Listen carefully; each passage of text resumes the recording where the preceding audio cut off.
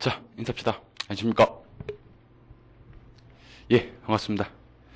자, 오늘은 수요 공급 이론 계속해서 나가보도록 하겠습니다. 우리가 저번 주에 기억이 나실지 모르겠습니다만은 수요 공급의 정의를 했었습니다. 그죠?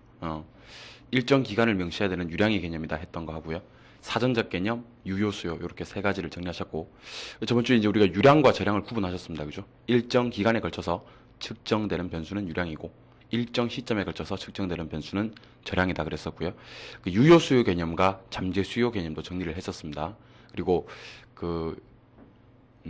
주택 유량의 수요량과 유량의 공급량 개념, 저량의 수요량과 저량의 공급량 개념도 정리를 하셨고요. 특히 유량의 공급량은 일정 기간에 시장에 공급되는 주택량이라면 저량의 공급량은 일정 시점에 존재하는 주택량이다 했던 거 기억나실 겁니다.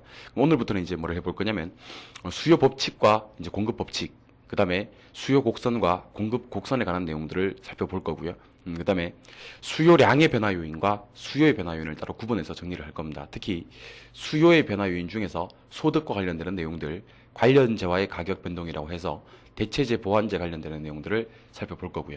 그 다음에 이제 수요와 공급이 만나는 점을 균형이라 하고, 여기서 이제 균형 가격과 균형 양을 결정한 뒤에 균형의 이동에 대해서 한번 정리를 해볼 겁니다.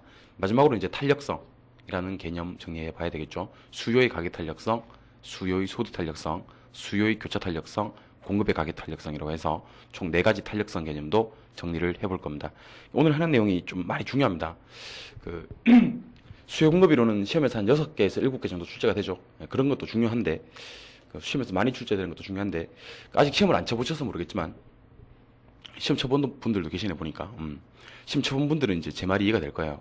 실제로 시험장에 들어가 보시면 시험지를 딱 펴지 않습니까? 그죠? 딱 펴면 제일 먼저 만나는 과목이 부동산학 개론이란 과목이에요. 따라서 부동산학 개론을 잘 치느냐 못 치느냐가 그날 시험 승패를 좌우하기도 합니다.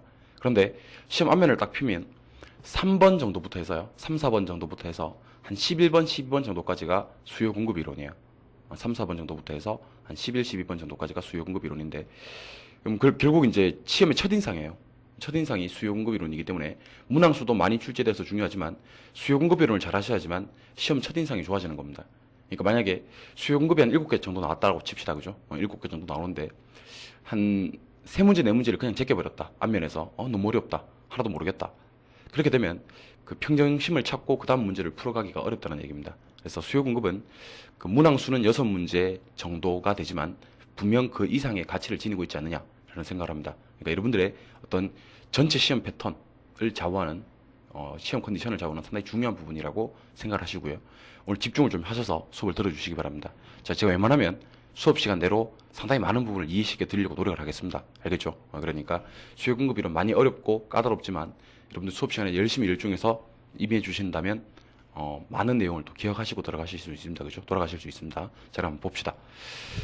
그럼 저랑 이제 저번 주에 배우셨던 수요 공급의 정의를 바탕으로 해서 수요 공급의 법칙을 보도록 하겠습니다. 수요 법칙과 공급 법칙. 자, 법칙이라는 것은 이제 P와 Q의 관계를 말합니다. P와 Q의 관계가 법칙이에요. P는 뭐냐? P는 가격입니다. 근데 우리 수요 공급 이론에서는 가격이란 말 대신에 임대료란 말을 동의어로 쓰고 있습니다. 그래서 혹시 가격이란 말이 나오기도 하고요. 임대료란 말이 나오기도 하는데 같은 개념이다. 일단 개념 설정하시고요. Q는 량입니다. 량. 그래서 P는 뭐냐면 프라이스 해서 가격이고요. Q는 양입니다. 그래서 앞으로 제가 법칙이 뭡니까? 그러면 여러분들은 P와 Q의 관계다 라고 얘기를 해주시면 돼요. P와 Q의 관계가 법칙인데 뭐 이런 얘기는 안 해드려도 되겠지만 디맨드라는 게 있죠. 디맨드. 디맨드라는 건 수요입니다. 수요. 그죠? 서플라이라는 게 있습니다. 서플라이. 서플라이라는 건 공급입니다. 그렇다면 제가 Q 뒤에다가 D를 붙인다면 얘는 수요량이 되겠고요. Q 뒤에다가 S를 붙인다면 얘는 공급량이 됩니다. 혹시 그러면 Q 뒤에다가 D도 쓰고 S도 쓰고 그래요. 그럼 얘는 수요 공급량이 됩니다. 수요 공급량은 말이 너무 기니까